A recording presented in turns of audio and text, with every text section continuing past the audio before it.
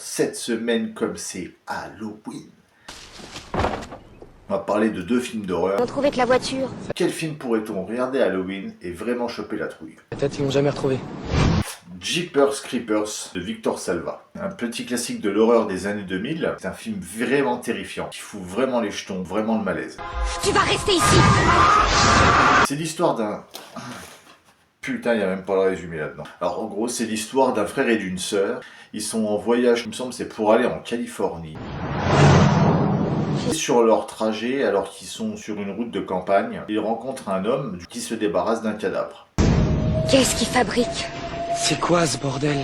Il a balancé quelque chose. Il décide de fuir. Le frère, il se dit quand même qu'il doit y avoir un gros problème, qu'une personne doit être en danger. Tu veux te faire des sensations fortes ou quoi? Du coup, il décide de revenir sur ses pas, comprendre ce qui est en train de se passer. Tu m'attends, je vais voir. Ils découvrirent une maison abandonnée. Plus en fait ils vont avancer dans cette histoire, plus ils se retrouvent confrontés à l'horreur. Pendant 23 jours exactement, il revient pour... Ah bah je vous dirai pas, vous irez regarder ce film. Très bon survival horror, c'est un slasher, et c'est vraiment un film qui fout la trouille. Il veut quelque chose de l'un de vous. Un film qui a eu l'éloge des magazines, qui a été référencé parmi les maîtres du genre, donc Clive Barker. On découvre vraiment des scènes inattendues et...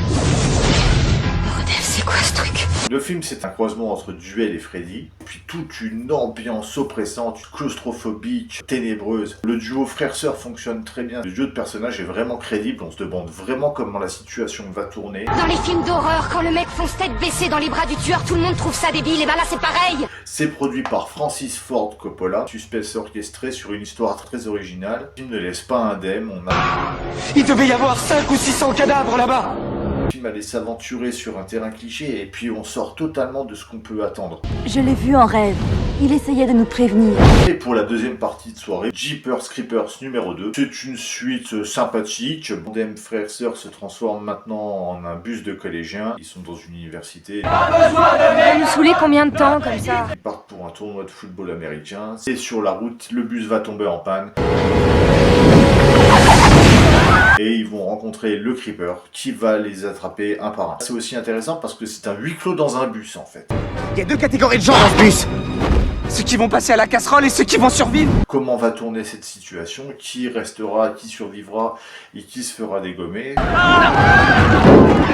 Plus un jeu de massacre assez amusant. On y retrouve l'acteur Ray Wise, le méchant dans Robocop, qui joue également dans Twin Peaks. Cette chose existe depuis des milliers d'années et rien n'a pu la tuer.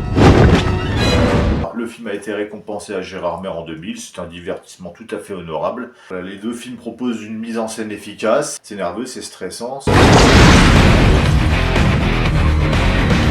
Un univers malaisant qu'on retrouvera dans la filmographie de Salva, ces univers abandonnés, ces univers un peu désertiques, ces univers de survie hostile. Tu crois qu'il est mort? Ça crève pas comme ça. Êtes-vous prêt à être la proie du Creeper? Jeepers Creepers, le chant du diable. Bon film à vous.